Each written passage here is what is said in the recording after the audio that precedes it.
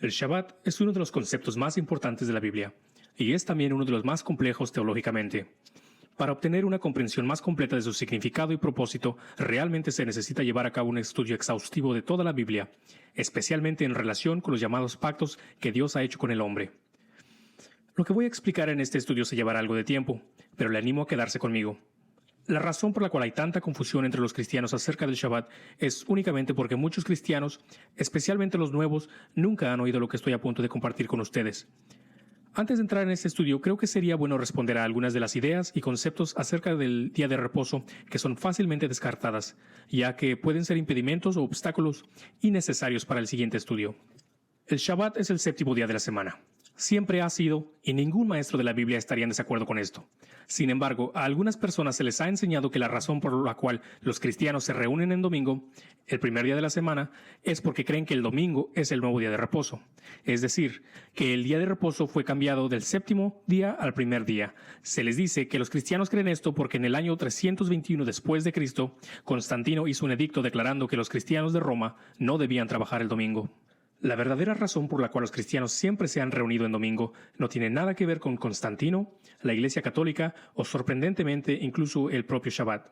Los primeros cristianos se referían al domingo, el primer día de la semana, como el día del Señor, y la razón por la cual se reunían, comían juntos y adoraban al Señor en el primer día de la semana fue por dos muy buenas razones bíblicas.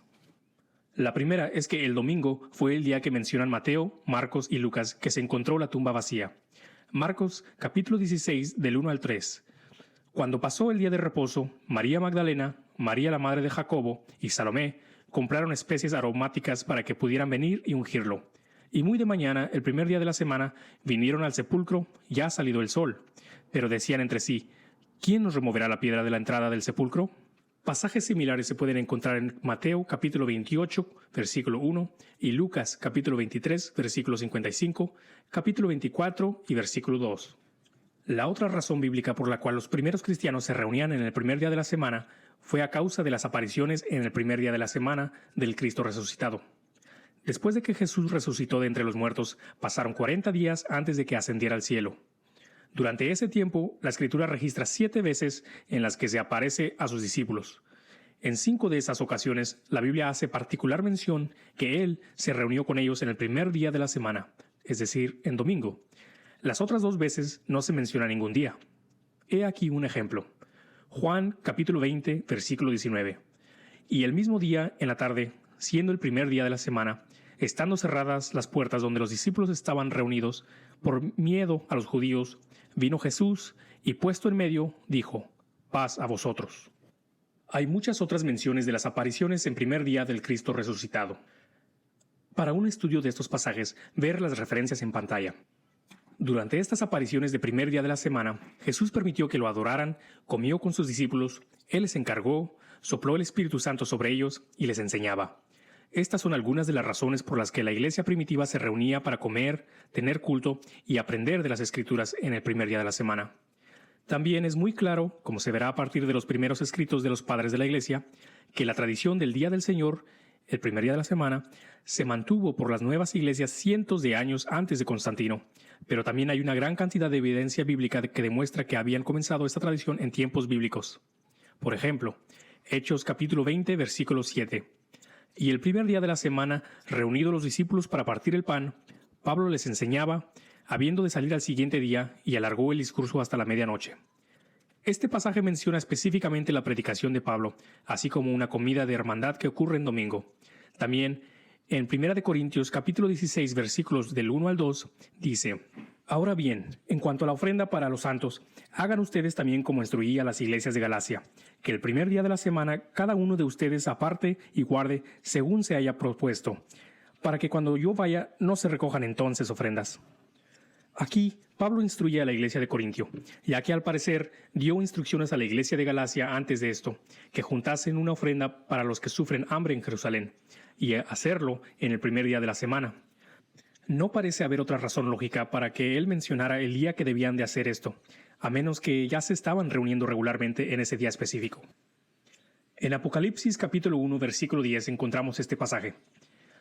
Yo estaba en el Espíritu en el día del Señor, y oí detrás de mí una gran voz como de trompeta. Decía, Yo soy el Alfa y el Omega, el primero y el último, y lo que ves, escríbelo en un libro. Aquí tenemos una mención del Día del Señor, y sabemos por los primeros padres de la Iglesia, como Ignacio de Antioquía, quien fue discípulo del apóstol Juan, que el Día del Señor se refiere al día en el que el Señor resucitó de entre los muertos, es decir, el primer día de la semana. Ignacio de Antioquía dijo lo siguiente: si pues, los que se criaron en el antiguo orden de las cosas, que han llegado a la posesión de una nueva esperanza, no guardando ya el Shabbat, sino viviendo en la observancia del Día del Señor, en la que también nuestra vida ha surgido de nuevo por Él y por su muerte.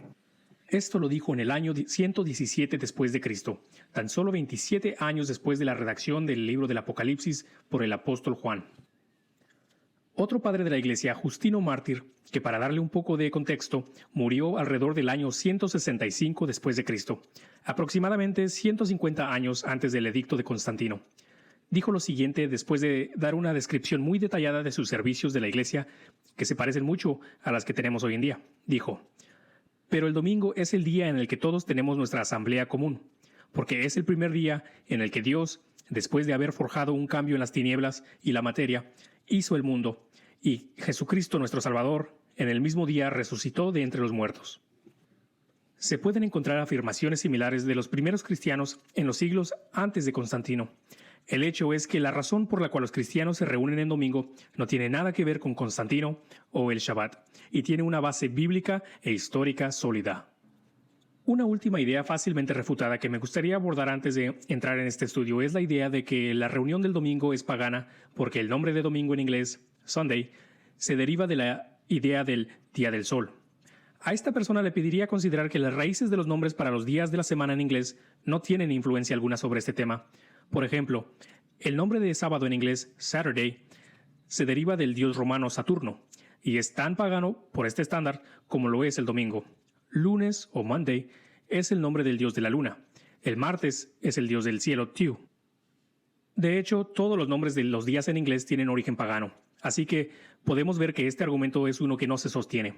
Si usted va a decir que el domingo es pagano por esta razón, debe ciertamente incluir el sábado como pagano también. Ahora sí podemos entrar en el estudio de las Escrituras con respecto al día de reposo, y sobre todo lo que significa el día de reposo para un cristiano en el Nuevo Pacto. Lo primero que tenemos que estudiar, si vamos a entender el Shabbat, es la idea misma de un pacto. La palabra pacto significa un acuerdo vinculante o acuerdo entre dos o más partes. En términos legales, un pacto significa básicamente un contrato. Hay varios contratos legales que Dios hace con el hombre en la Biblia, y son muy importantes. Estos convenios tienen algunas similitudes muy interesantes cuando se estudian de cerca. Echemos un vistazo al pacto que Dios hizo con Abraham 430 años antes de Moisés y los 10 mandamientos. Por la fe de Abraham, Dios hace un contrato con él, en el que dice que Dios le daría innumerables descendientes y una tierra, y que a través de uno que vendría de sus descendientes serían benditas todas las naciones del mundo. El Nuevo Testamento, en Gálatas 3:16, nos dice que este uno se refería a Jesús. Este pacto con Abraham tenía lo que veremos que todos los pactos de Dios con el hombre en la Biblia tienen, es decir, una señal del pacto. Una señal externa, la cual señala que la persona está en un pacto. Tenemos algo similar con nuestro pacto matrimonial hoy día. Usamos anillos como una señal, es decir, para señalar nuestra pertenencia a un pacto con nuestro cónyuge. La señal del pacto con Abraham era la circuncisión. Génesis capítulo 17, versículos 10 y 11. Dice: Este es mi pacto con ustedes y tu descendencia después de ti, y que ustedes guardarán. Todo varón de entre ustedes será circuncidado. Serán circuncidados en la carne de su prepucio, y esto será la señal de mi pacto con ustedes. Este contrato entre Dios y Abraham se transmite a ciertos hijos de Abraham a través de una bendición específica. Primero a Isaac, después a Jacob, y así sucesivamente. 400 años más tarde, así como Dios predijo, los descendientes de Abraham fueron esclavizados en Egipto, donde su número había crecido de manera exponencial. Éxodo capítulo 2, versículo 24 dice: Y oyó Dios el gemido de ellos, y Dios se acordó de su pacto con Abraham, Isaac y Jacob. Dios es un Dios fiel. Él reconoce que ha firmado un contrato con Abraham, un contrato que en última instancia resultará en un redentor para todo el género humano. Es entonces que Dios comienza a liberarlos de Egipto y a llevarlos a la tierra que les había prometido a través de Abraham. El pueblo que estaba cautivo en Egipto era el pueblo descendiente de Abraham, y como tales podían ser partes del pacto que Dios hizo con Abraham, siempre y cuando tuvieran fe en Dios y fueran circuncidados. Pero todo esto estaba a punto de cambiar. Después de los 400 años que el pueblo estuvo esclavizado en Egipto, entraron en un pacto adicional con Dios, que a menudo es llamado el pacto mosaico, o el pacto del Sinaí. Cuando los hijos de Israel acamparon en el monte Sinaí, Dios le habló a Moisés y le dijo que le preguntase a los hijos de Israel si querían entrar en un nuevo contrato con él. Este contrato, como veremos, es tipificado por los 10 mandamientos y las leyes posteriores. Dios les dijo que si obedecían los términos de este contrato, tendrían grandes bendiciones, pero si no obedecían esos términos, habría maldición, e incluso la muerte. Se les dio la opción de aceptar o rechazar estos términos.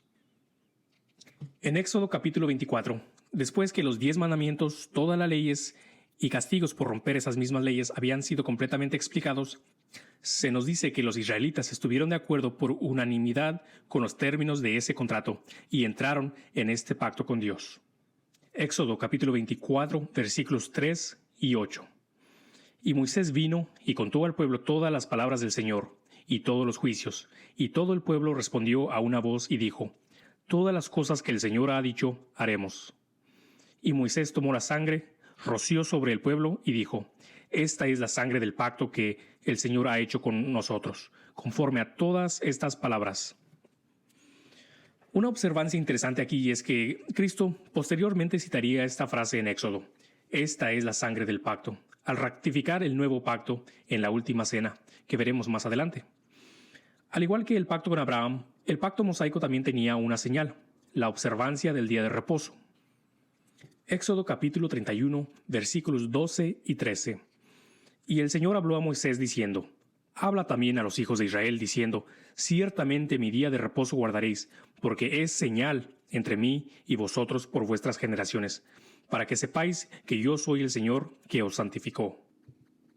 Esto nos lleva a un punto muy crucial que debemos entender.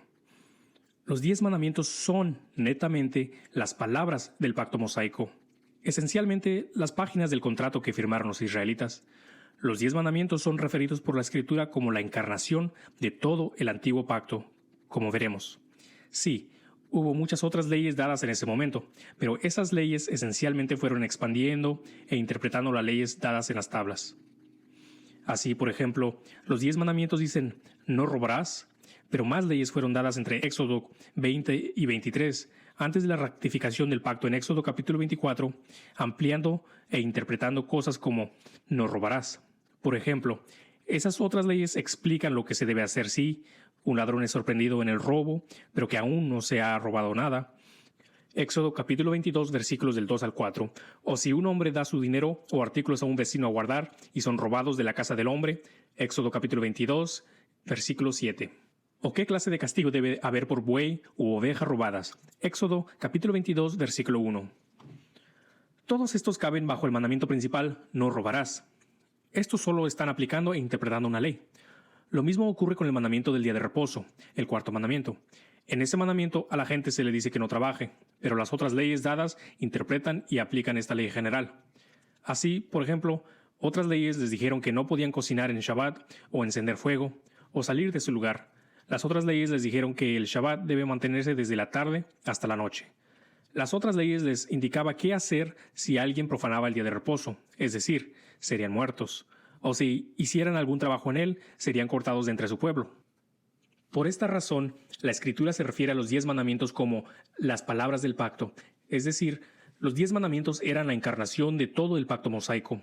Voy a tener que citar una serie de versículos en este punto porque no puede haber duda alguna en su mente de esto, ya que es una parte muy importante de nuestra discusión. Éxodo capítulo 34, versículo 28. Así que él estuvo allí con el Señor 40 días y 40 noches. No comió pan ni bebió agua, y escribió en las tablas las palabras del pacto, los 10 mandamientos. ¿Qué era el pacto mosaico? Pero si las mismísimas palabras de los 10 mandamientos. Deuteronomio capítulo 4, versículo 13. Y él os anunció su pacto, que mandó poner por obra, los 10 mandamientos, y las escribió en 2 tablas de piedra. Deuteronomio capítulo 9, versículo 9. Cuando yo subí al monte para recibir las tablas de piedra, las tablas del pacto que el Señor hizo con vosotros, entonces duré en la montaña 40 días y 40 noches. No comí pan ni bebí agua. Deuteronomio capítulo 9, versículo 11. Y sucedió que, al cabo de 40 días y 40 noches, que el Señor me dio las 2 tablas de piedra, las tablas del pacto. Deuteronomio 9, versículo 15. Así que me volví y descendí del monte, y el monte ardía en fuego, y las 2 tablas del pacto en mis 2 manos. Deuteronomio capítulo 10, versículo 4. Y escribió en las tablas conforme a la primera escritura los 10 mandamientos que el Señor había hablado en el monte de en medio del fuego, el día de la asamblea, y el Señor me los dio. Primera de Reyes capítulo 8, versículo 9. Nada estaba en el arca excepto las 2 tablas de piedra que ahí había puesto Moisés en Horeb, donde el Señor hizo pacto con los hijos de Israel, cuando salieron de la tierra de Egipto. Primera de Reyes capítulo 8, versículo 21. Y he hecho un lugar para el arca, en la cual está el pacto que el Señor hizo con nuestros padres cuando los sacó de la tierra de Egipto. Esto también es interesante porque nos ayuda a entender por qué tenemos el término Arca del Pacto. Estas tablas se colocan en el Arca del Pacto que simbolizaba el acuerdo que Dios hizo con los hijos de Israel en el desierto del Sinaí. Así que, en este momento, después de que el pacto fue hecho en el Sinaí, los hijos de Israel esencialmente estaban bajo 2 pactos, el de Abraham, con la señal de la circuncisión, y el pacto mosaico, con la señal de la observancia del Shabbat. Un punto notable es que la Escritura dice que la promesa dada a Abraham en su pacto con Dios era mucho más importante que el pacto dado por medio de Moisés, y que el pacto de los 10 mandamientos solo se le dio a causa de la transgresión, y que estaba destinado a expirar una vez que el primer pacto con Abraham fuese cumplido en Cristo. Gálatas capítulo 3, versículos del 16 al 19. A Abraham y su descendencia fueron hechas las promesas. No dice, y a las simientes, como de muchos, sino como de uno, y a tu simiente, que es Cristo. Y esto digo, que la ley, que vino 430 años después, no puede anular el pacto previamente rectificado por Dios en Cristo, que debe hacer la promesa de ningún efecto, porque si la herencia es por la ley, ya no es de la promesa, pero Dios la concedió a Abraham mediante la promesa. ¿Para qué sirve entonces la ley? Fue añadida a causa de las transgresiones hasta que viniese la simiente a quien fue hecha la promesa, y que ha sido nombrado mediante ángeles por mano de un mediador. Lo que está diciendo Gálatas capítulo 3 es que la promesa dada a Abraham se trataba de una simiente futura o un hijo singular, no plural, que se refiere a Cristo, y que la ley de Moisés, dada 430 años más tarde, no anuló ese pacto tan importante. Cuando dice hasta que viniese la simiente, ¿para qué sirve entonces la ley? Fue añadida a causa de las transgresiones hasta que viniese la simiente. Esto es una referencia clara al hecho de que la ley mosaica tenía una fecha de caducidad, es decir, que la ley estaría en vigor hasta que viniera la descendencia que es Cristo. Dice que el propósito de la ley era esencialmente mantener a todos en el camino correcto hasta que se cumpliese la promesa tan importante a Abraham. Dice lo siguiente unos versículos más adelante. Gálatas capítulo 3, versículos 23 al 25. Antes de venir la fe, estábamos encerrados bajo la ley, confinados para la fe que había de ser revelada, de manera que la ley ha venido a ser nuestro guía para conducirnos a Cristo, a fin de que seamos justificados por la fe. Pero ahora que ha venido la fe, ya no estamos bajo el guía. El pacto de Abraham fue un pacto basado en la fe y no por obras. Romanos capítulo 4 versículos 2 y 3. Porque si Abraham fue justificado por las obras, tiene de qué gloriarse, pero no para con Dios. Porque, ¿qué dice la Escritura? Abraham creyó a Dios y le fue contado por justicia. Sé que es mucho para digerir, así que en este momento solo le pediré que de todo esto recuerde que la promesa hecha a Abraham acerca de cómo a través de su linaje vendría un día un Redentor fue el pacto más importante de los dos, y que básicamente el pacto mosaico se añadió más tarde y con el propósito de asegurar el cumplimiento del pacto de Abraham. También recuerde la forma en la que Abraham entró en su pacto, por la fe y no por obras, a diferencia de la forma en cómo operaba el pacto mosaico, lo cual veremos en un minuto. La idea de que el pacto mosaico sería sustituido por otro convenio más tarde era algo que cada judío que estudiara las Escrituras debería haber sabido, porque fue muy claramente profetizado por Ezequiel y Jeremías, unos cientos de años antes de Cristo. Aquí está una de las más famosas profecías sobre esto, Jeremías 31, versículos 31 y 32. He aquí que vienen días, dice el Señor, en que haré un nuevo pacto con la casa de Israel y con la casa de Judá, no como el pacto que hice con sus padres el día que los tomé de la mano para sacarlos de la tierra de Egipto, mi pacto que ellos rompieron aunque fui yo un marido para ellos, dice el Señor. Hay algunas cosas que quiero señalar sobre este pasaje. Número 1, se dice que vienen días en los que se haría un nuevo pacto. Esto fue cientos de años después de que el pacto de Abraham y el pacto mosaico fuesen instituidos, por lo que se debe estar refiriendo a otro pacto, además de los dos que ya estaban. Sabemos esto porque en Hebreos capítulo 8 y 9, en el Nuevo Testamento, esto se refiere a lo que llamamos el nuevo pacto, que es por la fe en Jesucristo. Número 2, se dice, no como el pacto que hice con sus padres en el día que los tomé de la mano para sacarlos de la tierra de Egipto. Esto está obviamente hablando del pacto mosaico, dado en el desierto del Sinaí. Y se dice que este nuevo pacto será diferente a ese otro pacto. Así que el que va a ser se caracterizará por una diferencia notable al pacto dado en el Sinaí. Número 3 dice, mi pacto que ellos quebrantaron, aunque fui yo un marido para ellos. Esta es una de las muchas maneras de demostrar que el antiguo pacto era uno condicional, es decir, que podría romperse si la persona no cumplió con las cosas que se esperaba de ellos en el pacto. También muestra que Dios consideraba que el antiguo pacto estaba roto y uno nuevo era necesario. Esta idea de que el nuevo pacto haría el antiguo pacto innecesario es repetida por el autor de Hebreos en el Nuevo Testamento cuando dice lo siguiente, después de citar el pasaje que acabamos de leer en Jeremías. Hebreos capítulo 8, versículo 13, en que él dice un nuevo pacto, él ha dado por viejo al primero. Entonces, la Escritura confirma que cuando el nuevo pacto profetizado llegara, haría del pacto mosaico obsoleto. Esta idea es muy consistente en las Escrituras. Hebreos capítulo 8, versículos 6 al 8. Pero ahora él, Jesús, ha obtenido un ministerio, ya que él es también mediador de un mejor pacto, establecido sobre mejores promesas. Porque si aquel primero hubiera sido sin defecto, ciertamente no se hubiera procurado lugar para el segundo. Porque reprendiéndolos, él dice, he aquí que vienen días, dice el Señor, en que haré un nuevo pacto con la casa de Israel y con la casa de Judá. Y saltando hasta el versículo 13 dice, cuando Dios dijo un nuevo pacto, hizo anticuado al primero, y lo que se hace anticuado y envejece, está próximo a desaparecer. Y en 2 Corintios, capítulo 3, versículo del 6 al 9 dice, el cual asimismo nos hizo ministros competentes de un nuevo pacto, no de la letra, sino del Espíritu, porque la letra mata, pero el Espíritu da vida. Y si el ministerio de muerte, grabado con letras en piedra, fue con gloria, tanto que los hijos de Israel no pudieron fijar la vista en el rostro de Moisés a causa de la gloria de su rostro, la cual había de perecer, ¿cómo el ministerio del Espíritu no puede ser más glorioso? Porque si el ministerio de condenación fue con gloria, el ministerio de justicia excede mucho más en la gloria. Observe que la Escritura contrasta el nuevo pacto con el antiguo pacto, al cual denomina el ministerio de muerte y el ministerio de condenación. También se refiere a él como la carta. Este antiguo pacto, del cual se dice es sustituido por el nuevo, se refiere a los 10 mandamientos, así como todas las demás leyes.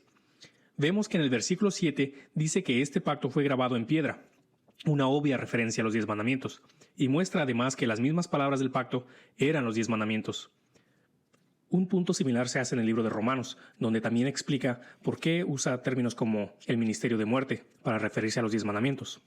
Romanos capítulo 7, versículos 4 al 7 dice, por tanto, hermanos míos, también a ustedes se les hizo morir a la ley, por medio del cuerpo de Cristo, para que sean unidos a otro, a aquel que resucitó de entre los muertos, a fin de que llevemos fruto para Dios. Porque mientras estábamos en la carne, las pasiones pecaminosas despertadas por la ley actuaban en los miembros de nuestro cuerpo, a fin de llevar fruto para muerte. Pero ahora hemos quedado libres de la ley, habiendo muerto a lo que nos ataba, de modo que sirvamos en la novedad del Espíritu, y no en el arcaísmo de la letra. ¿Qué diremos entonces? ¿Es pecado la ley? De ningún modo. Al contrario, yo no hubiera llegado a conocer el pecado si no hubiera sido por medio de la ley, porque yo no hubiera sabido lo que es la codicia si la ley no hubiera dicho, no codiciarás. En primer lugar, quiero señalar aquí que, en contexto, la Escritura está comparando nuestra relación con los 10 mandamientos como la de una mujer que estaba casada con un marido que ha muerto. Lo dice justo antes de esto. Romanos capítulo 7, versículos 2 y 3. Porque la mujer que tiene marido está sujeta por la ley al marido mientras él vive. Pero si el marido muere, ella queda libre de la ley del marido. Así que, Si en vida del marido se casa con otro hombre, ella será llamada adúltera, pero si el marido muere, ella queda libre de esa ley, de modo que no es adúltera, a pesar de que se ha casado con otro hombre. Así que aquí en este versículo cuando dice, usted también ha muerto a la ley mediante el cuerpo de Cristo para que seáis de otro, él está diciendo que el nuevo pacto reemplaza al viejo pacto, de la misma manera que un nuevo marido sustituye a uno muerto. Uno no está aún casado con su marido muerto en ese caso. Es libre para casarse con otro. Dice, pero ahora hemos quedado libres de la ley, habiendo muerto a lo que nos ataba, de modo que sirvamos en la novedad del espíritu y no en el arcaísmo de la letra. Así que hemos sido liberados de la ley, a la cual la Escritura se refiere como la letra, lo cual hemos visto anteriormente es una clara referencia a los 10 mandamientos. Y al igual que en este pasaje, no se nos deja lugar a dudas si es que se está refiriendo a los 10 mandamientos. Porque en el versículo 7, un ejemplo de la ley a la que se está refiriendo es citado. Dice, no codiciarás. Una cita directa del 10º mandamiento. Así que sabemos que cualquier otra cosa que esto podría significar también incluye los 10 mandamientos. Hay muchos versículos más que explican esto, pero quiero entrar en algunos de los detalles específicos sobre el nuevo pacto y el día de reposo muy en particular, por lo cual solo voy a citar un pasaje más y luego concluiré esta sección. Se encuentra en el libro de Gálatas capítulo 4, donde compara el estar bajo el antiguo pacto a ser un esclavo, mientras que estar en el nuevo pacto se describe como un hijo. Gálatas capítulo 4, versículos 22 y 23. Porque está escrito que Abraham tuvo 2 hijos, uno de la sierva, el otro de la libre. Pero el hijo de la sierva nació según la carne, y el hijo de la libre por medio de la promesa. Permítame detenerme aquí un momento para explicar esta parte. A Abraham se le prometió un hijo, pero se estaba haciendo viejo y aún no había tenido este hijo prometido. Él y su esposa creían que estarían ayudando a Dios si Abraham tuviese un hijo con una de las siervas de su esposa llamada Agar. Fue así y nombraron al niño Ismael. Pero más tarde, él y su esposa milagrosamente tuvieron su propio hijo, justo como Dios les había prometido. Este hijo, Isaac, era el hijo prometido a través del cual Dios había destinado que algún día vendría el Mesías. La Escritura continúa diciendo que estos eventos eran simbólicos del pacto mosaico y el nuevo pacto. Continúa. Gálatas 4:24. Que las cosas son simbólicas, porque estos son los 2 pactos, uno desde el monte Sinaí, mosaico, que da a luz a servidumbre que es Agar. Gálatas 4:28. Así que, hermanos, es decir, la gente en el nuevo pacto, como Isaac, somos hijos de la promesa. Gálatas 4:30 y 31. Mas, ¿qué dice la Escritura? Echa fuera a la esclava y a su hijo, porque el hijo de la sierva no ha de heredar con el hijo de la libre. Así que, hermanos, no somos hijos de la esclava, sino de la libre. Es así como la Escritura ve y describe ambos pactos, el viejo y el nuevo. Al pacto antiguo, con sus 10 mandamientos, se refiere como el ministerio de muerte, que se asemeja a ser un esclavo y no un hijo, o estar casado con un hombre muerto. Es llamado por la Escritura obsoleto y habiendo ya fallecido. Se dice que en el nuevo pacto hemos sido liberados de él, que hemos muerto al pecado y hemos quedado libres del mismo. Sé que muchos de ustedes son escépticos y tienen muchas preguntas sobre el día de reposo. He tratado de anticipar muchas de ellas y responderé las que son más comunes más adelante. Pero antes de hacer eso, tengo que hablar del nuevo pacto en detalle, si es que realmente queremos entender lo que la Escritura tiene que decir al respecto. De esta manera, cuando lleguemos al tema del día de reposo, tendremos una mejor comprensión del mismo. El nuevo pacto es un nuevo acuerdo que Dios estaba por hacer con el hombre. Un nuevo acuerdo de cómo es que uno sería considerado justo delante de Dios. Dios dijo a través del profeta Jeremías que sería diferente al pacto mosaico en algunas maneras. Sabemos que este acuerdo se refería a la muerte de Cristo. Gálatas 2:21 dice, «No hago nula la gracia de Dios, porque si la justicia viene por medio de la ley, entonces Cristo murió en vano». Más adelante estaremos aprendiendo más acerca de cómo es que la muerte de Cristo nos trae justicia aparte de la ley en este nuevo pacto. El nuevo pacto, como el viejo, tiene señales. Estas señales reemplazan las señales del antiguo pacto. No simplemente se añaden a las otras señales de los otros pactos. Esto se debe a que el nuevo pacto, como hemos visto, sustituye a los otros 2 pactos. Por lo tanto, las señales del nuevo pacto sustituyen las señales del viejo. Por ejemplo, la señal de la circuncisión en el pacto de Abraham, una señal de entrada de una sola vez, se sustituye por el bautismo en el nuevo pacto, que es también una señal de entrada de una sola vez, lo que significa que vamos a estar dispuestos a participar en el nuevo acuerdo que Dios ha hecho con el hombre. Es por esto que Jesús da tanta importancia a esta práctica simbólica en la Gran Comisión. Mateo capítulo 28, versículo 19. Id pues y haced discípulos a todas las naciones, bautizándolos en el nombre del Padre, y del Hijo, y del Espíritu Santo. El bautismo es la nueva señal de entrada para el nuevo pacto. En Colosenses 2 contrasta la circuncisión con el bautismo. Colosenses 2, versículos 11 al 12. También en él ustedes fueron circuncidados con una circuncisión no hecha por manos, al quitar el cuerpo de la carne mediante la circuncisión de Cristo, habiendo sido sepultados con él en el bautismo, en el cual también han resucitado con él, por la fe en la acción del poder de Dios que lo resucitó de entre los muertos. La circuncisión de Cristo es ser enterrados con él en el bautismo.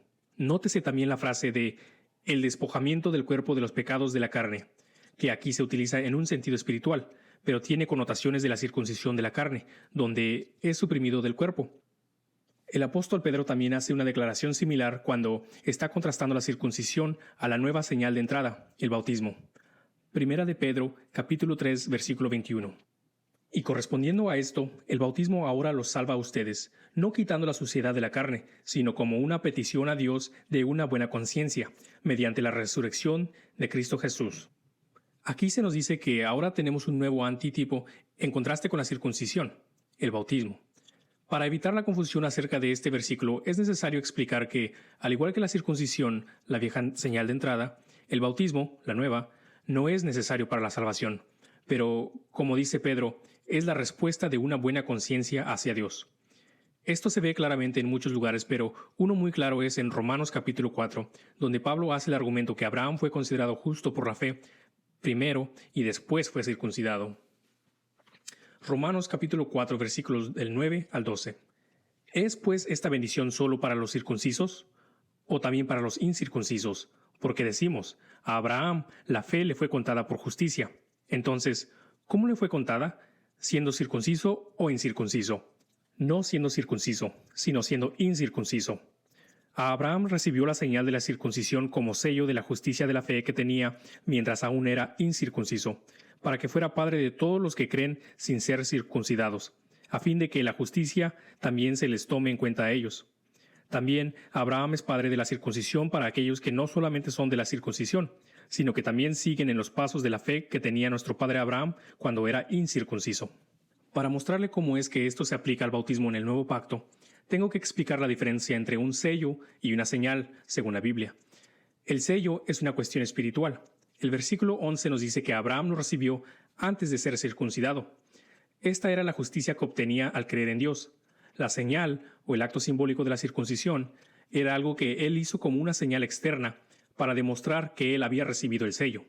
En el Nuevo Pacto, el sello de Dios es el Espíritu Santo y lo recibimos en el momento que escuchamos y creemos el Evangelio.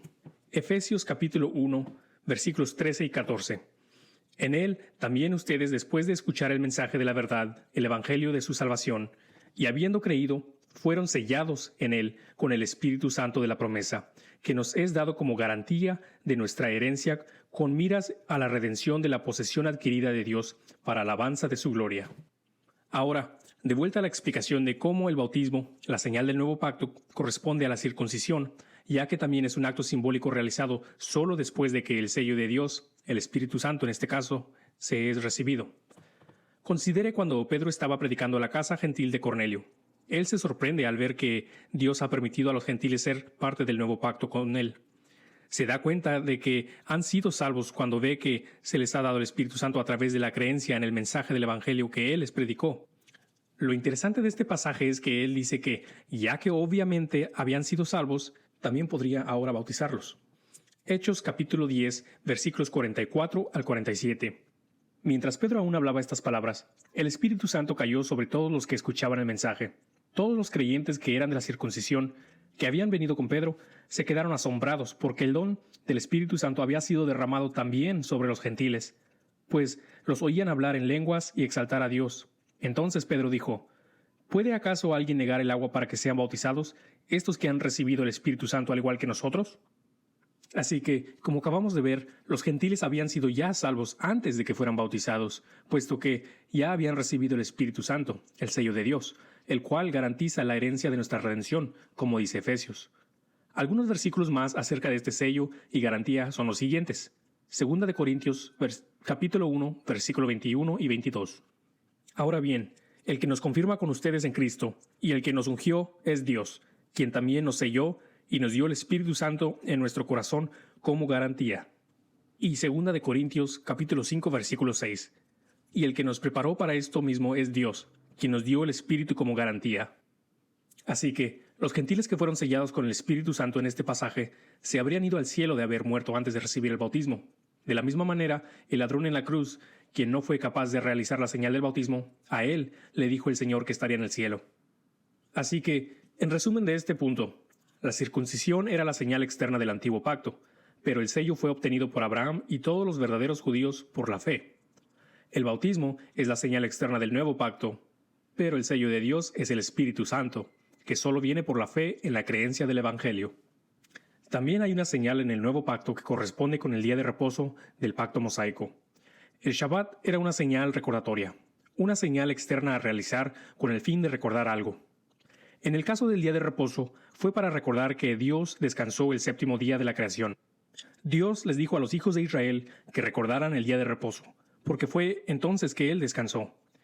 Él dice esto explícitamente en Éxodo capítulo 20, versículo 11 y Éxodo capítulo 31, versículo 17. Dice así: «Es una señal entre yo y los israelitas para siempre, pues en 6 días el Señor hizo los cielos y la tierra, y en el séptimo día cesó de trabajar y reposó». Más adelante vamos a hablar más acerca de por qué recordar el descanso de Dios en el séptimo día era tan importante, pero por ahora solo sepa que tenía algo que ver con el Evangelio de Jesucristo. La nueva señal recordatoria en el nuevo pacto trata también sobre el Evangelio.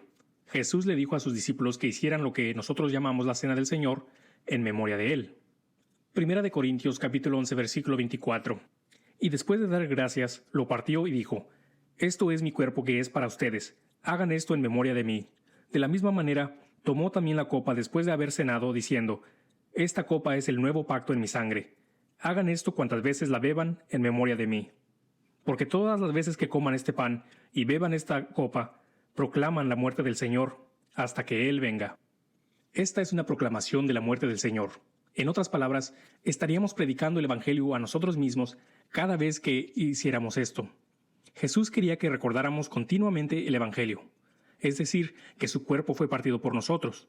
En otras palabras, que la medida completa de la ira de Dios por tus pecados y los míos fue puesto sobre Él, en lugar de nosotros. ¿Con qué propósito? La segunda parte de esta señal es el propósito.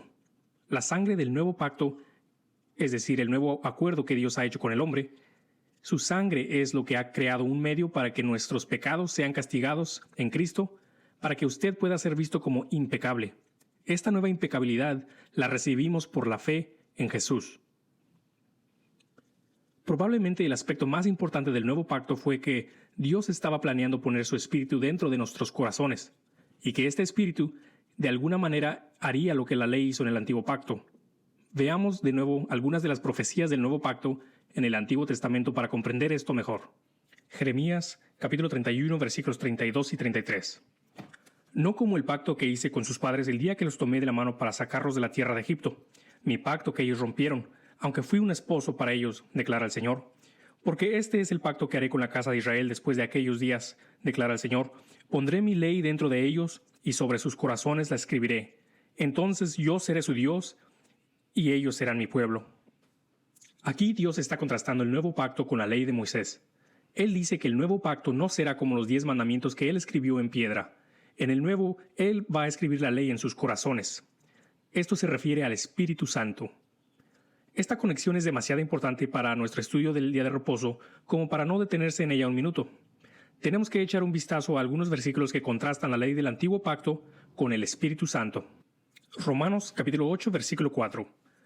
«Para que el requisito de la ley se cumpliera en nosotros, que no andamos conforme a la carne, sino conforme al Espíritu». Gálatas capítulo 5, versículo 18. «Pero si son guiados por el Espíritu, no están bajo la ley». 2 Corintios capítulo 3, versículo 6. «El cual también nos hizo suficientes como ministros de un nuevo pacto, no de la letra, sino del Espíritu, porque la letra mata, pero el Espíritu da vida». Romanos capítulo 7, versículo 6. «Pero ahora hemos quedado libres de la ley, habiendo muerto a lo que nos ataba, de modo de que sirvamos en la novedad del Espíritu y no en el arcaísmo de la letra». La razón por la cual existe este constante contraste entre el Espíritu y la ley es porque el Espíritu ahora hace lo que la ley hacía en el antiguo pacto. El Espíritu es ahora lo que convence a la persona de pecado, justicia y juicio, las cosas que la ley hacía en el antiguo pacto. Juan capítulo 16, versículos 7 y 8. Pero yo les digo la verdad, les conviene que yo me vaya, porque si no me voy, el Consolador no vendrá a ustedes, pero si me voy, se los enviaré. Y cuando Él venga, convencerá al mundo de pecado, de justicia y de juicio. ¿Cómo es que esto sucede? El Espíritu Santo nos da nuevos deseos, nos hace querer hacer el bien, y cuando hacemos mal, sentimos lo que se conoce como la convicción de pecado, o a veces se le llama el duelo del Espíritu Santo. Efesios capítulo 4, versículo 30. Y no entristezcan al Espíritu Santo de Dios, por el cual fueron sellados para el día de la redención. Este es un versículo importante, ya que nos demuestra que cuando pecamos, afligimos al Espíritu Santo en nosotros. Sin embargo, el Espíritu Santo no nos abandona cuando pecamos. De hecho, en este versículo se reitera que, incluso en caso de duelo del Espíritu Santo, aún se es considerado sellado para el día de la redención por Él. No va a ninguna parte. No tiene sentido teológico que el Espíritu Santo nos abandone y que nos volvamos no salvos cada vez que pecamos. Estamos siendo transformados de adentro hacia afuera por el Espíritu. Se nos hace querer hacer cosas buenas. Estos buenos deseos que se desarrollan se llaman los frutos del Espíritu, y dice claramente que si el nuevo poder del Espíritu está obrando en ti, ya no hay ley en contra de ti. Gálatas capítulo 5 versículos 22 y 23. Pero el fruto del Espíritu es amor, gozo, paz, paciencia, benignidad, bondad, fidelidad, mansedumbre y dominio propio. Contra tales cosas no hay ley. El Espíritu es el que está causando que el fruto crezca, no usted. Usted tropieza y cae de la cuerda floja parabólica conforme usted está siendo cambiado y transformado. Esto es parte del proceso que llamamos santificación. Pero cuando caes, hay una red de seguridad que lo resguarda en el nuevo pacto. Y uno aprende de cada caída que sufre.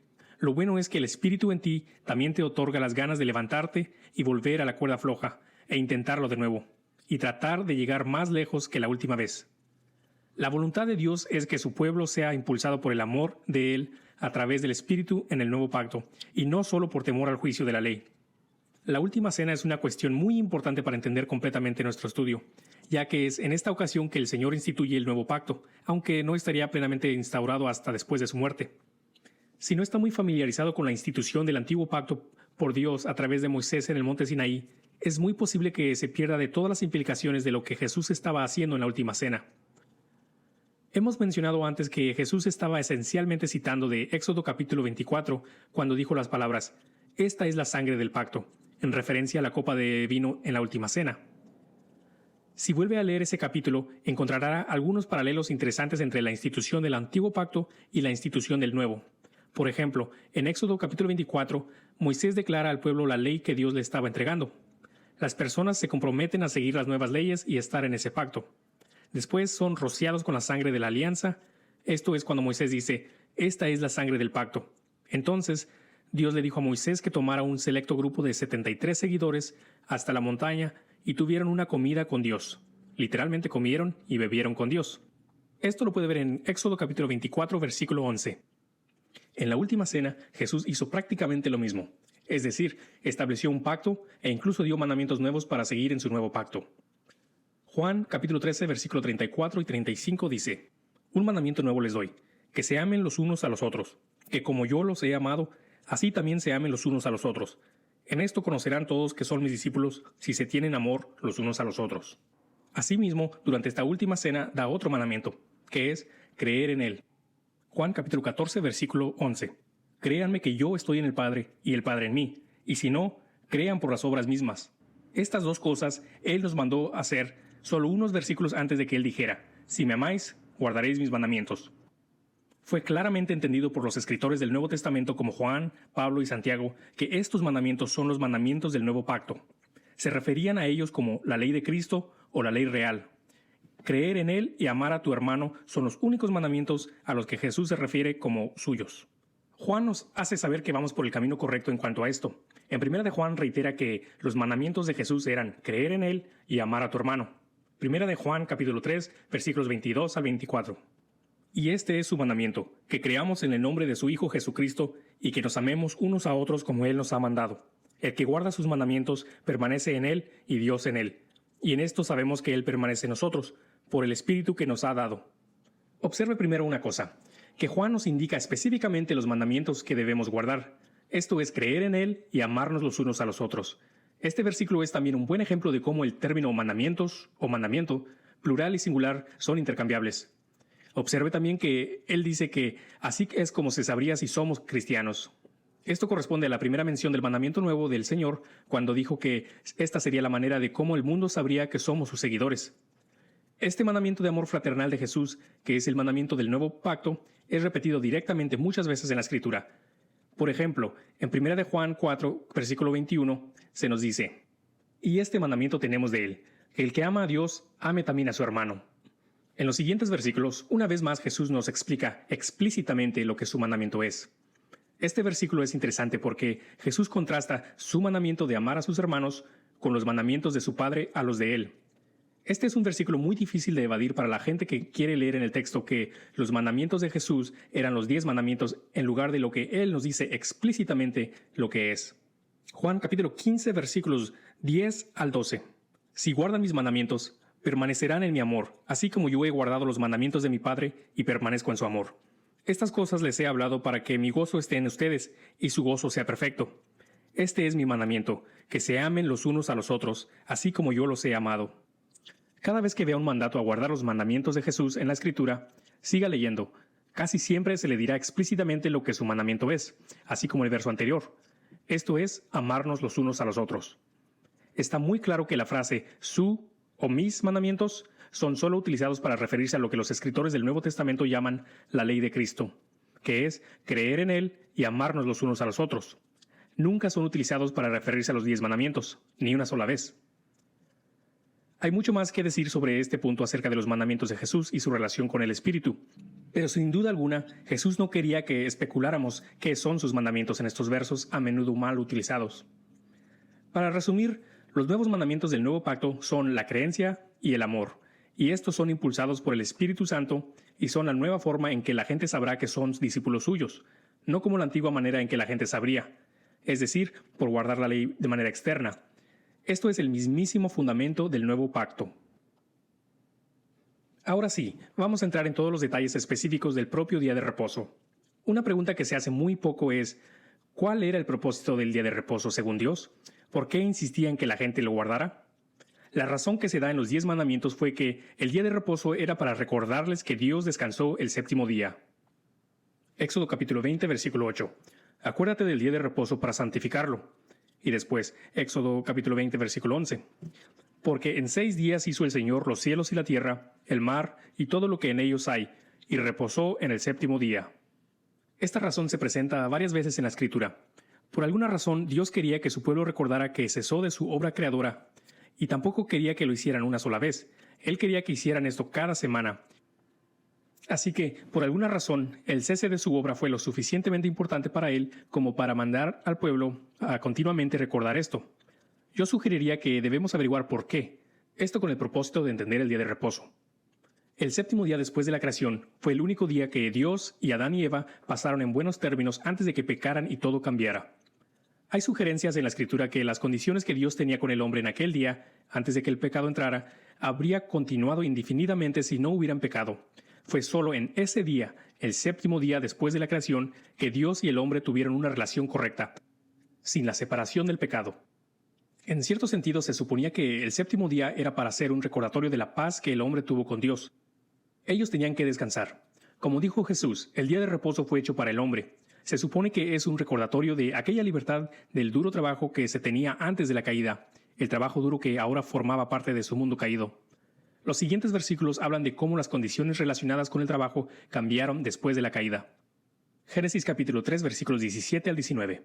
Entonces el Señor dijo a Adán: Por cuanto has escuchado la voz de tu mujer y has comido del árbol del cual te ordené, diciendo, no comerás de él, maldita será la tierra por tu causa. Con trabajo comerás de ella todos los días de tu vida. Espinos y cardos te producirá, y comerás de las plantas del campo. Con el sudor de tu rostro comerás el pan hasta que vuelvas a la tierra. Porque de ella fuiste tomado, pues polvo eres y al polvo volverás. De hecho, si nos fijamos en todas las cosas que los israelitas tenían que hacer o no hacer en el día de reposo, la mayoría, si no es que todas, ni siquiera hubieran tenido sentido alguno para Adán y Eva antes de la caída, ya que ellos ya lo hacían o para ellos no había necesidad de hacerlas. Por ejemplo, la ley dice que no se puede comprar o vender en el día de reposo, pero a Adán y Eva se les dijo que comieran libremente del jardín. Génesis capítulo 2, versículo 16. La ley prohíbe construir un fuego en el día de reposo. Adán y Eva estaban sin necesidad de ropa y por lo tanto, sin duda, un fuego era innecesario.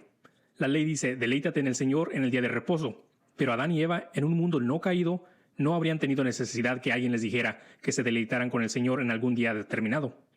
En su libro Shabbat en Cristo, Dale Ratzlaff dice lo siguiente: el respeto de las diversas leyes sabáticas del pacto sinaítico de Israel parece estar actuando en un mundo pecaminoso lo que hicieron Adán y Eva en un mundo sin pecado. Básicamente, Dios estaba diciendo, recuerden lo que era cuando había paz entre Dios y el hombre, antes que el pecado entrara en el mundo, cuando estábamos en comunión abierta entre nosotros. Esta separación entre Dios y el hombre a causa del pecado fue finalmente reconciliada por Jesús. Pablo comienza su enseñanza acerca de Adán y cómo fue su pecado lo que nos separó de Dios en la caída, al señalar que ahora somos reconciliados con Dios por medio de Jesucristo. En otras palabras, ahora hemos ganado lo que habíamos perdido a través de Adán y mucho más. Romanos capítulo 5 versículos 11 y 12. Y no solo esto, sino que también nos gloriamos en Dios por medio de nuestro Señor Jesucristo, por quien ahora hemos recibido la reconciliación. Por tanto, tal como el pecado entró en el mundo por medio de un hombre, y por medio del pecado la muerte, así también la muerte se extendió a todos los hombres porque todos pecaron. Esta es una de las cosas que el día de reposo estaba haciendo, recordando a la gente su necesidad de una reconciliación con Dios, pero no era lo único que estaba haciendo. Había también otros días que fueron considerados días de reposo en la ley donde no se podía trabajar. Estos incluyen los 7 días de reposo anuales como la Pascua y los primeros frutos, así como el año sabático que ocurría cada 7 años. Esto es cuando la tierra debía recibir su descanso. También había otro día de reposo llamado jubileo. Este tenía que ser celebrado cada 7º año sabático, es decir, cada 50 años. Aquí es donde los esclavos debían ser liberados y redimidos de la esclavitud, las deudas debían ser borradas y muchas otras cosas interesantes. En realidad, no hay registro alguno de que jamás se haya cumplido el jubileo por los judíos en la Escritura. Dale Ratzlaff escribe acerca de esto. Hay un sentimiento subyacente de la libertad en el concepto del reposo. Todo el mundo está libre de la responsabilidad del trabajo, los hijos de Israel, los esclavos, los extranjeros, los animales, incluso la misma tierra. Parece que hay un ascendente crescendo en el ciclo sabático que alcanza su punto máximo en el jubileo. Jesús hace una referencia a la libertad del cautiverio en el año del jubileo, a lo que él llama el año de gracia del Señor, cuando él cita de Isaías al principio de su ministerio. Lucas capítulo 4 versículos 18 al 21. El Espíritu del Señor está sobre mí, porque me ha ungido para anunciar el Evangelio a los pobres, me ha enviado para proclamar libertad a los cautivos y la recuperación de la vista a los ciegos, para poner en libertad a los oprimidos, para proclamarle el año favorable del Señor. Cerrando el libro, lo devolvió al asistente y se sentó. Y los ojos de todos en la sinagoga estaban fijos en él. Y comenzó a decirles, hoy se ha cumplido esta escritura que han oído. Jesús iba a cumplir el jubileo sabático. Iba a libertar a todos los que estaban en servidumbre. En relación con esto, Dios dijo que otro propósito del día de reposo era recordar a los israelitas que habían sido liberados de la esclavitud en Egipto. Deuteronomio capítulo 5 versículo 15. Acuérdate que fuiste esclavo en la tierra de Egipto, y que el Señor tu Dios te sacó de allí con mano fuerte y brazo extendido. Por eso el Señor tu Dios te ha mandado que guardes el día de reposo. La esclavitud que sufrieron bajo el gobierno egipcio en ese momento era terrible y no ofrecía descanso de su trabajo. Éxodo capítulo 2 versículo 23. Pasado mucho tiempo, murió el rey de Egipto. Los israelitas gemían a causa de la servidumbre y clamaron. Su clamor subió a Dios a causa de su servidumbre. Su súplica de auxilio de la esclavitud llegó a Dios. Esto nos lleva al propósito final del día de reposo, es decir, el apuntar continuamente a los judíos hacia un momento en el futuro cuando ellos serían libres de las obras de la ley. Esto se afirma explícitamente como el motivo del día de reposo en el libro de Hebreos en el Nuevo Testamento. Hebreos capítulo 4 versículo 4. Porque así ha dicho en cierto lugar acerca del 7º día. Y Dios reposó en el 7º día de todas sus obras. Y saltándonos hasta el versículo 10, dice, pues el que ha entrado en su reposo, él mismo ha reposado de sus obras, como Dios reposó de las suyas. Debemos descansar de nuestras obras. En contexto, él está hablando a los creyentes que querían volver a la ley mosaica. Él les está pidiendo que descansen o cesen de tratar de complacer a Dios a través de sus obras de la ley mosaica. Él les dice que el verdadero descanso viene de la fe y la creencia en el Evangelio. Hebreos capítulo 4 versículos 2 y 3. Porque en verdad a nosotros se nos ha anunciado las buenas nuevas, como también a ellos. Pero la palabra que ellos oyeron no les aprovechó por no ir acompañada por la fe en los que la oyeron. porque los que hemos creído entramos en ese reposo. Jesús le dijo a la gente que vinieran a Él por un descanso. Él dijo que su yugo era un yugo ligero, en contraste con uno cargado y pesado. Mateo capítulo 11 versículos 28 al 30. Vengan a mí todos los que están cansados y cargados, y yo los haré descansar. Tomen mi yugo sobre ustedes y aprendan de mí, que yo soy manso y humilde de corazón, y hallarán descanso para sus almas, porque mi yugo es fácil y mi carga ligera. Jesús es nuestro descanso sabático. El día de reposo, junto con todos los otros rituales judíos, apuntaban a él. Colosenses capítulo 2 versículos 16 y 17. Por tanto, que nadie se constituya en juez de ustedes con respecto a comida o bebida, o en cuanto a días de fiesta o luna nueva, o días de reposo, cosas que solo son sombra de lo que ha de venir, pero el cuerpo pertenece a Cristo. Aquí se nos dice que no hemos de ser juzgados en lo que respecta a nuestro cuidado de estos rituales del antiguo pacto, los cuales sirvieron como una indicación hacia el Mesías para los judíos. El concepto de que los rituales judíos como el día de reposo son una sombra es muy interesante. Si alguien a quien amas da una sombra, estarías feliz de ver la sombra antes de que de verdad llegara la persona. Pero una vez llegada la persona, sería absurdo abrazar la sombra cuando la persona quien da esa sombra está de pie justo delante de ti. Abrázalo a él. Ya no hay ninguna necesidad de abrazar su sombra.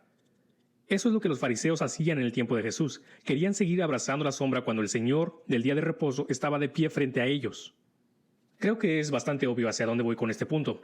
Es decir, que Jesús cumplió el Shabbat, que siempre había apuntado a su redención por nosotros de la ley y el descanso de nuestras obras, y ser reconciliados con Dios de una manera incluso mejor que en el Edén. Pero aún no he explicado exactamente cómo es que esto ocurrió, ni he articulado lo que ahora eso significa para usted y para mí. Me referiré a esto más adelante, pero creo que ya es hora de comenzar a responder algunas objeciones comunes a esta idea, ya que las respuestas realmente ayudarán a construir este caso y dar lugar a mis conclusiones. Objeción número 1.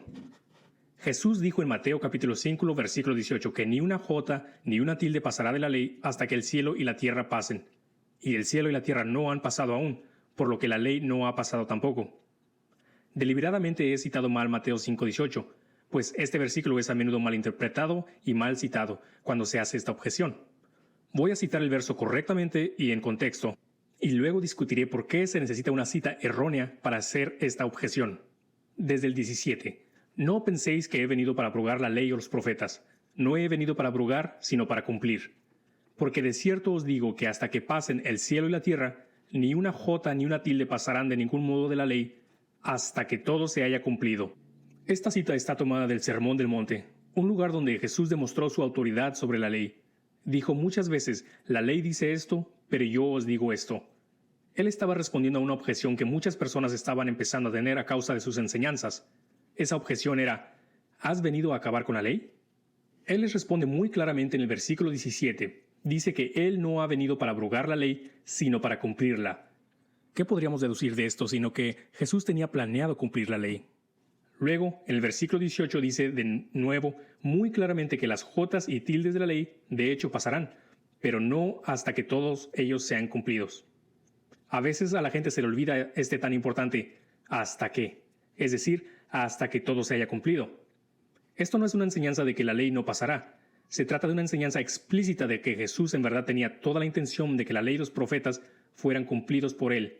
Jotas, tildes y todo.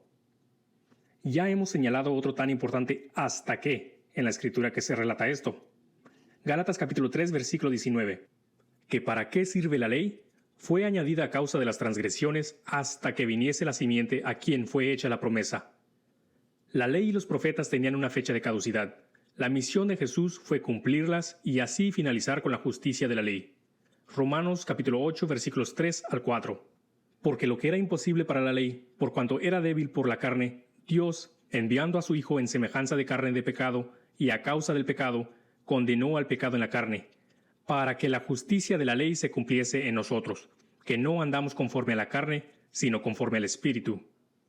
Si usted hace un estudio de la palabra cumplir, que Jesús utilizó en este famoso pasaje, verá que se utiliza para denotar algo que se hizo una vez para completar algo.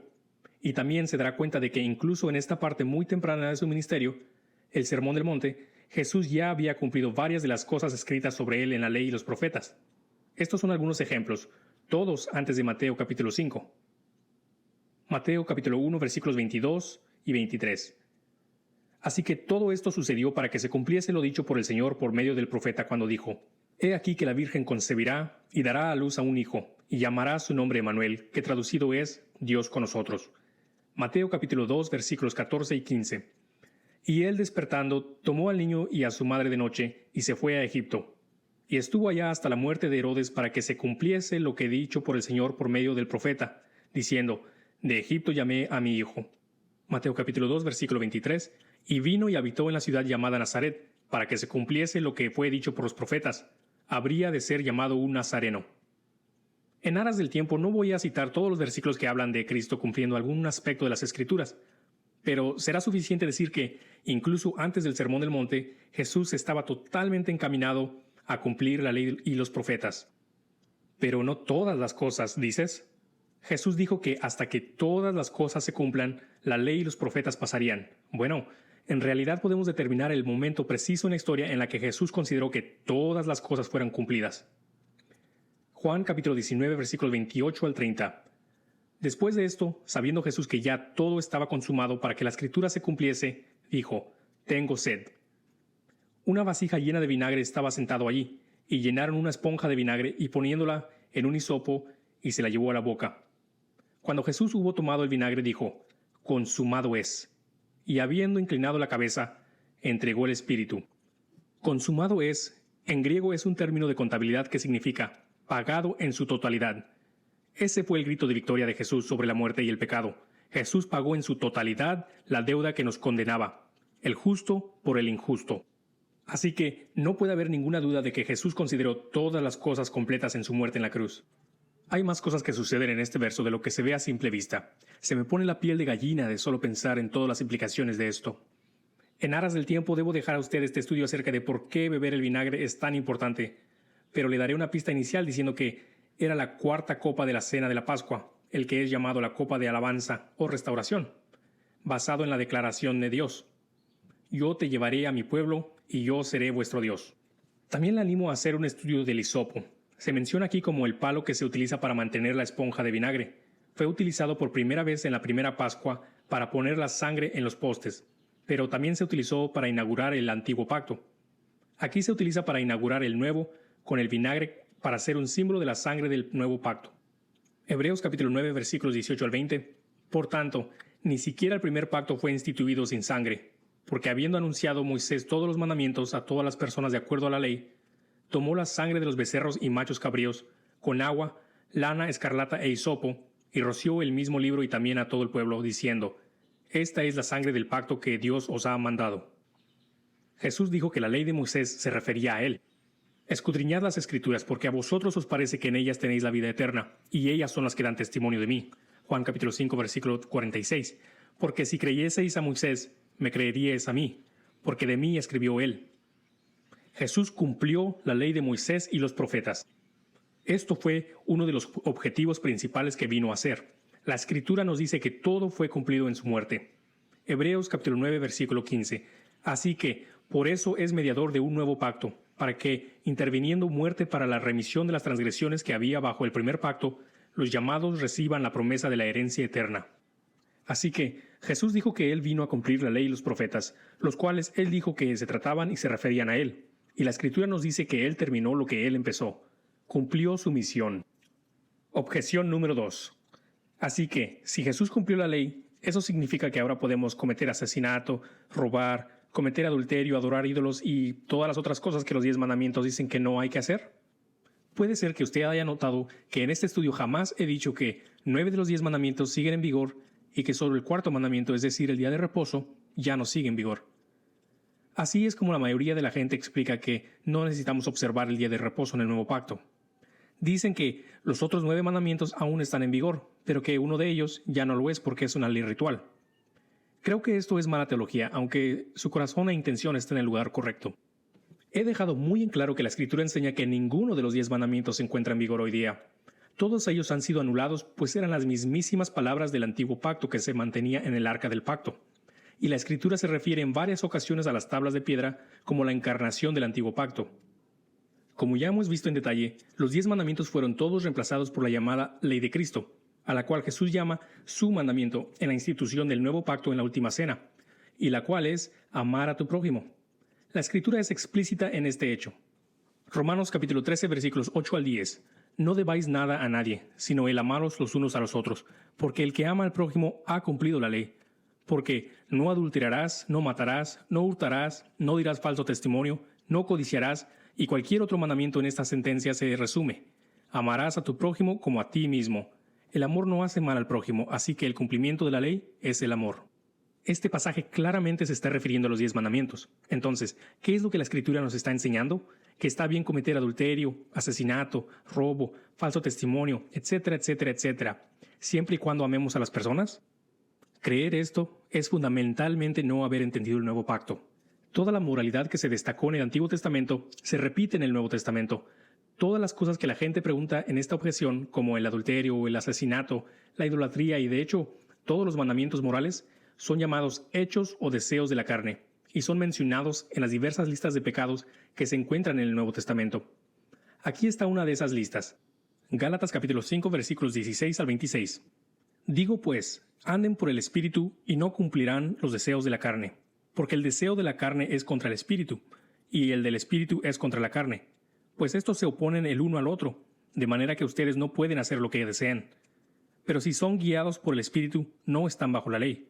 Ahora bien, las obras de la carne son evidentes, las cuales son inmoralidad, impureza, sensualidad, idolatría, hechicería, enemistades, pleitos, celos, enojos, rivalidades, disensiones, herejías, envidias, borracheras, orgías y cosas semejantes, contra las cuales les advierto, como ya se lo he dicho antes, que los que practican tales cosas no heredarán el reino de Dios.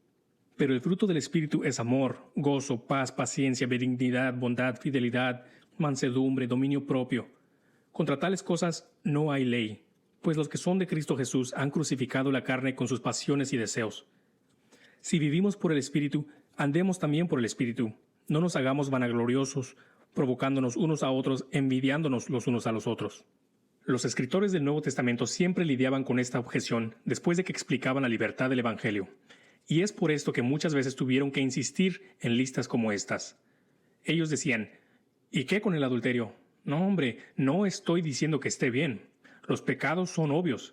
¿Por qué tan siquiera preguntar algo así? Son esto y esto y esto otro. Nunca un ritual del Antiguo Testamento aparece en una de estas listas de los llamados pecados en el Nuevo Testamento. Pero todas las leyes morales sí aparecen. El asesinato y estos otros principios morales no estaban señalando a Cristo como el día de reposo sí lo hacía. Eso no tiene ningún sentido. No podían ser cumplidas como el día de reposo, o la Pascua, o la ley del sacrificio. Pablo muy a menudo tenía que lidiar con esta pregunta. Bueno, si usted dice que tenemos libertad, entonces, ¿por qué no debemos de pecar? Romanos capítulo 6, versículos del 1 al 14. ¿Qué diremos entonces? ¿Continuaremos en pecado para que la gracia abunde? De ningún modo. Nosotros que hemos muerto al pecado, ¿cómo viviremos aún en él? Nos saltamos hasta el versículo 8. Y si hemos muerto con Cristo, creemos que también viviremos con él. Después el 11 en adelante. Así también ustedes considérense muertos para el pecado, pero vivos para Dios en Cristo Jesús. Por tanto, no reine el pecado en su cuerpo mortal, para que ustedes no obedezcan a sus lujurias. Ni presenten los miembros de su cuerpo al pecado como instrumentos de iniquidad, sino preséntense ustedes mismos a Dios como vivos de entre los muertos, y sus miembros a Dios como instrumentos de justicia. Porque el pecado no tendrá dominio sobre ustedes, pues no están bajo la ley, sino bajo la gracia. El pecado ya no tiene el poder que alguna vez tuvo sobre nosotros. Se nos ha dado una verdadera libertad. Pablo dedica la última mitad del próximo capítulo, Romanos 7, explicando que, aunque hemos sido libres del poder del pecado, eso no significa que no vamos a pecar nunca más.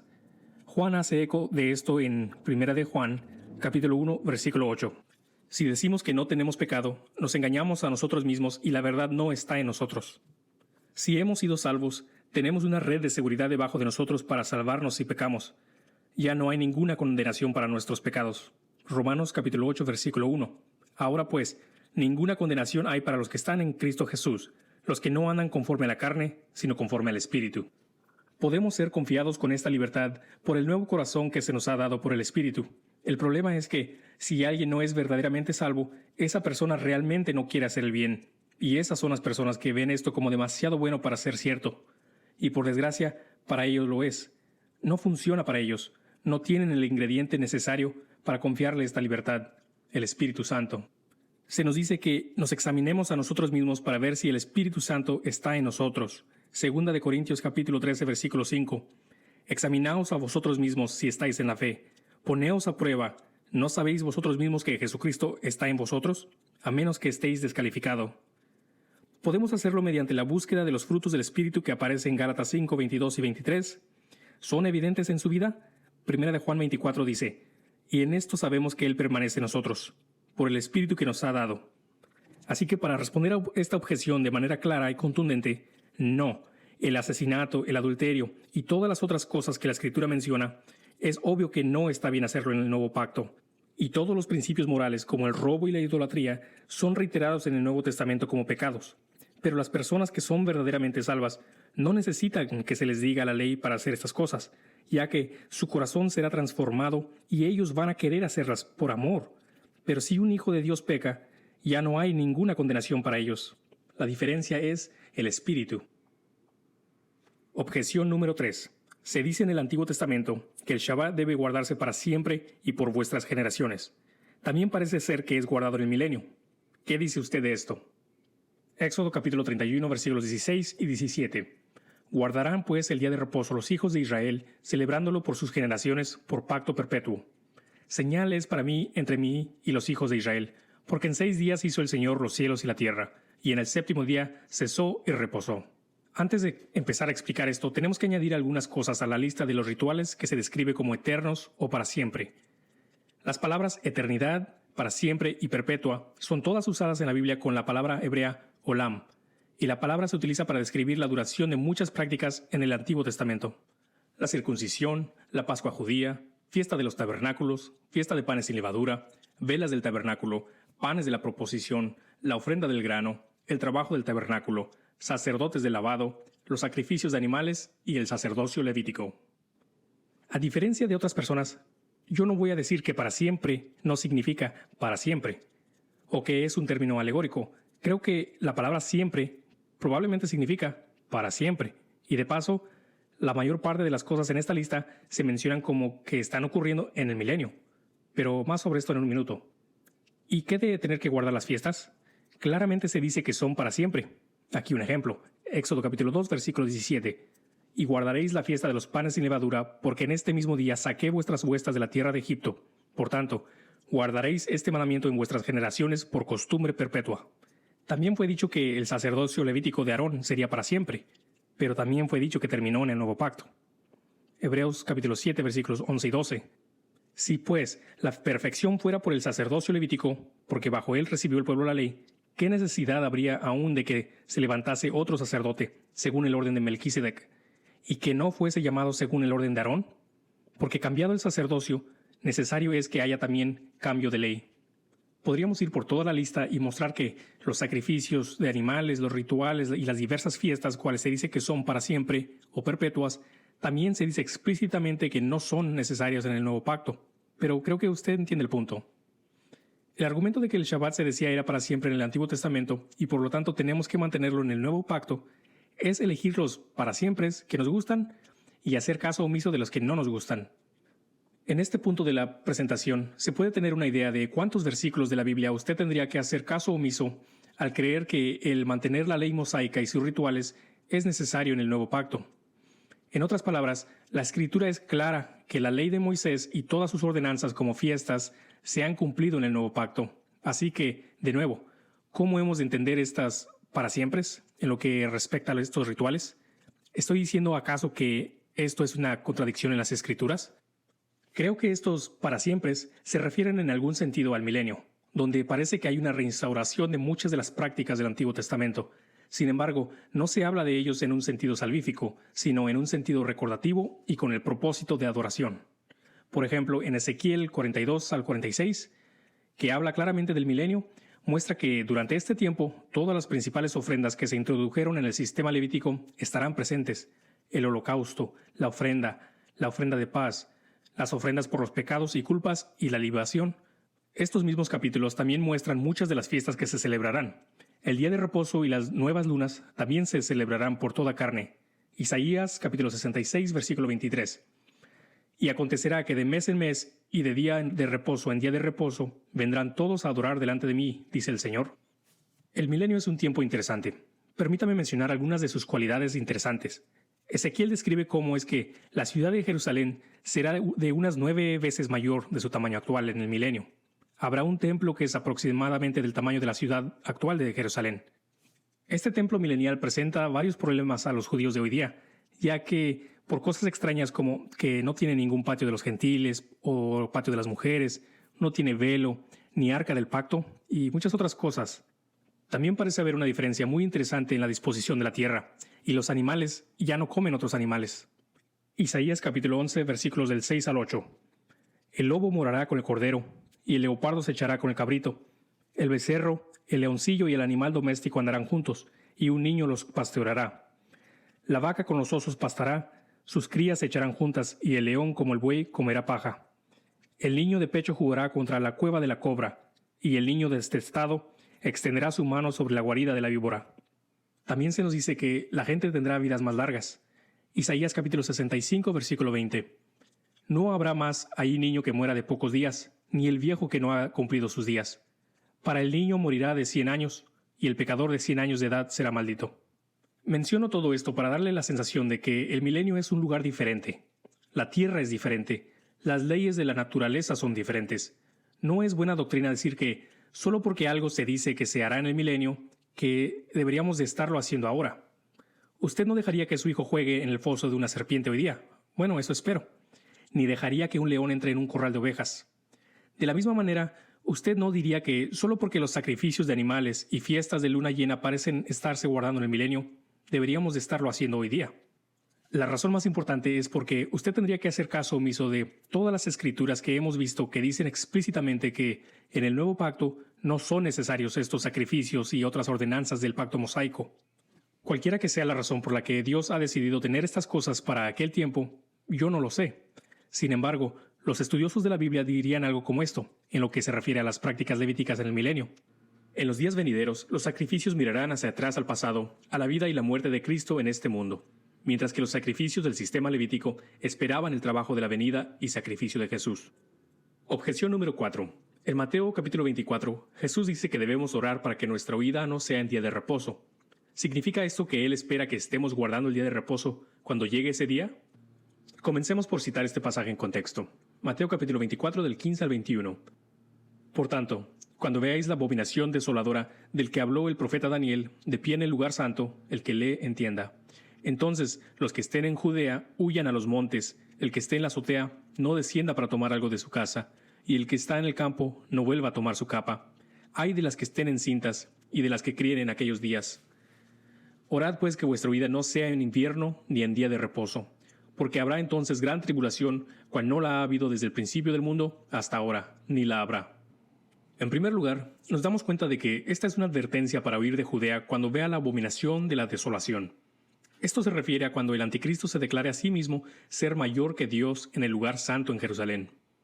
Sabemos que en ese momento comenzará una persecución, la cual se nos dice será como no la ha habido nunca.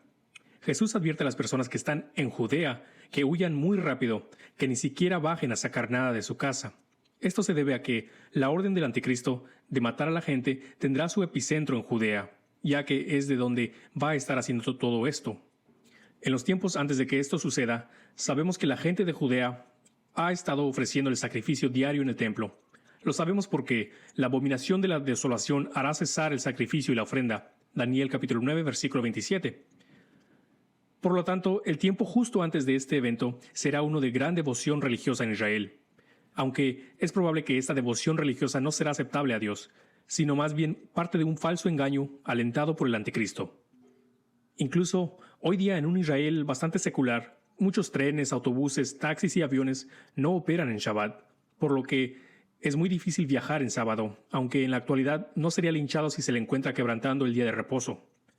Pero se puede imaginar lo que sería cuando la nación entera esté de nuevo realizando sacrificios y se encuentre en un momento ferviente de devoción religiosa. Jesús comienza con una orden innegociable para las personas cercanas al epicentro, una orden para huir. Esta huida debe suceder de cualquier manera, ya sea en invierno o no, estén embarazadas o no, o sea día de reposo o no. Mateo 24, 16 al 20. Entonces, los que estén en Judea, huyan a los montes.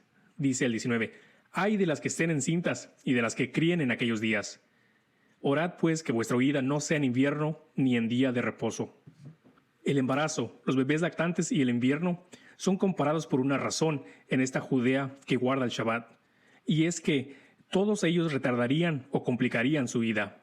No dice que no huyas si estás embarazada, solo dice ay de vosotros, porque su vida será más lenta que el de los demás. Así que no, esto no implica que los cristianos deben de guardar el Shabbat.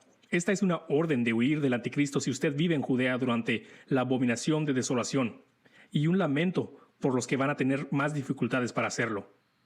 Objeción número 5. Santiago dice, la fe sin obras está muerta. Santiago capítulo 2 versículo 17. Así también la fe por sí sola, si no tiene obras, está muerta. Una vez más, el contexto es clave. ¿De qué obras está hablando Santiago? Él nos lo dice justo antes de este versículo, en Santiago capítulo 2 versículo 8. Si en verdad cumplís la ley real, conforme a la Escritura, amarás a tu prójimo como a ti mismo, lo estás haciendo bien. La ley real es la ley de Cristo dada en la última cena. Las cosas que Santiago pide en su carta que la gente haga tienen que ver con esta ley. Por ejemplo, en el contexto inmediato vemos que está hablando acerca de cómo es que este amor de los hermanos se desarrolla, es decir, no solo con palabras, sino con hechos. Santiago capítulo 2 del 14 al 17. ¿De qué sirve, hermanos míos, si alguno dice que tiene fe y no tiene obras? ¿Podrá la fe salvarle? Si un hermano o una hermana están desnudos y faltos de alimento diario, y alguno de vosotros les dice, id en paz, calentaos y saciaos, pero no le dais lo necesario para el cuerpo, ¿de qué sirve eso? Así también la fe por sí sola, si no tiene obras, está muerta.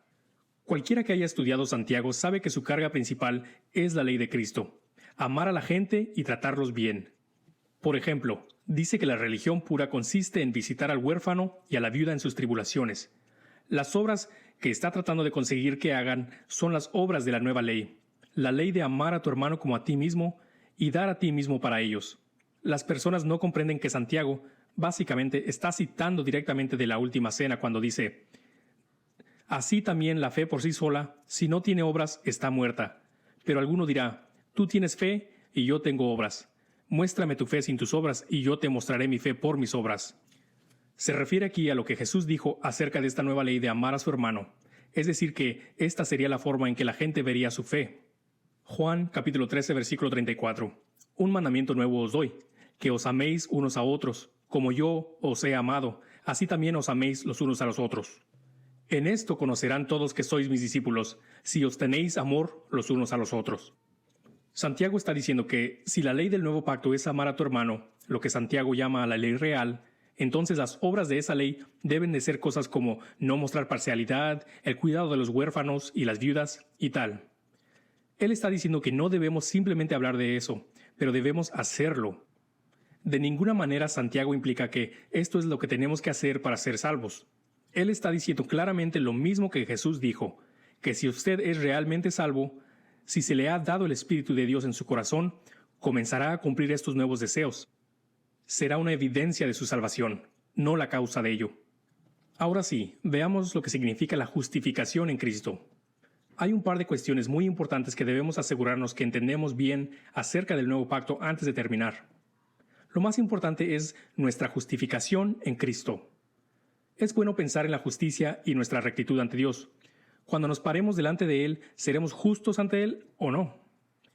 La Escritura enseña que ninguno es justo, Romanos 3. No se puede ser perfecto, pero que nada menos que la perfección es suficiente. Este dilema es el corazón del Evangelio. Venimos ante Dios, si es que hemos sido salvos, en base a la perfección o la justicia de Cristo. Filipenses 3, versículo 9. Y ser hallado en Él, no teniendo mi propia justicia, que es por la ley, sino la que es por la fe en Cristo, la justicia que es de Dios por la fe. Jesús vivió una vida perfecta. Él es la única persona en la historia que merece ir al cielo. El regalo de Dios, si somos salvos, es que Él se ha comprometido a dejarnos poner nuestros pecados en Jesús para ser castigado en la cruz y en cambio podemos nosotros ser vistos por Dios con la justicia de Jesús. Segunda de Corintios capítulo 5 versículo 21. Al que no conoció pecado, por nosotros lo hizo pecado, para que nosotros fuésemos hechos justicia de Dios en él. Comentando sobre este verso, John MacArthur lo explica de esta manera. Esto significa que Dios trató a Jesús como si él cometió todos los pecados que haya sido o jamás serán cometidos por cada persona que iba a creer cuando en realidad él no cometió ninguno de ellos. Colgado de la cruz era santo, inofensivo y sin mácula. Colgado en la cruz era un cordero sin mancha. Nunca fue por una fracción de segundo un pecador. Él es Dios santo en la cruz. Pero Dios lo está tratando, lo voy a poner más práctico, como si Él hubiese vivido mi vida. Dios castigó a Jesús por mi pecado, se da la vuelta y me trata a mí como si yo hubiese vivido la vida de Jesús. Cuando Dios mira la cruz, te ve a ti, y cuando Él te mira a ti, ve a Cristo. A esto es lo que se refiere la Escritura cuando dice que estamos en Cristo, que estamos en Él o que estamos escondidos en Cristo. Colosenses capítulo 3, versículo 3. Porque habéis muerto y vuestra vida está escondida con Cristo en Dios. De esta gran manera, Jesús oró por nosotros, justo antes de que lo mataran. Juan capítulo 17 del 20 al 21. Mas no ruego solamente por estos, sino también por los que han de creer en mí por la palabra, que todos sean uno, como tú, Padre, en mí, y yo en ti, que ellos también sean uno en nosotros, para que el mundo crea que tú me enviaste. Por esta razón, sería una locura apelar a su observancia del día de reposo o sus buenas obras cuando se ponga de pie delante de Dios. No hay manera de medirse justo por sí solo. Solo hay una esperanza para el día del juicio, y es que se esconda en Cristo. Usted no se mide a la perfección, pero hay uno que sí, y puede usted entrar en ese pacto de paz con Dios por medio de la fe en Él. Los peligros de no comprender esto y creer que le está haciendo un favor a Dios guardando el Shabbat son muy severos. Pablo estaba preocupado por los Gálatas que habían creído en Jesús, pero que querían una especie de ser extra salvos, haciendo algunos rituales del Antiguo Testamento. Pablo le dice esto a ellos.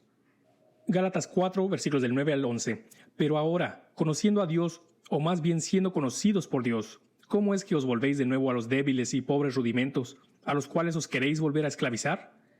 Observar días, los meses, las estaciones y los años, me temo de vosotros, que haya trabajado en vano. ¿Por qué debería estar preocupado Pablo por ellos? Es decir, ¿acaso no es lo mismo que tener una aseguranza? Como decir, voy a seguir adelante y mantendré algunas de esas leyes del Antiguo Testamento por si acaso a Dios le gusta. La Escritura dice que ese es un evangelio diferente y que no entienden el verdadero evangelio y que se encuentran en gran peligro. Gálatas 5, del 2 al 4. He aquí, yo Pablo os digo que si os circuncidáis, de nada os aprovechará Cristo. Y otra vez testifico a todo hombre que se circuncida, que está obligado a guardar toda la ley.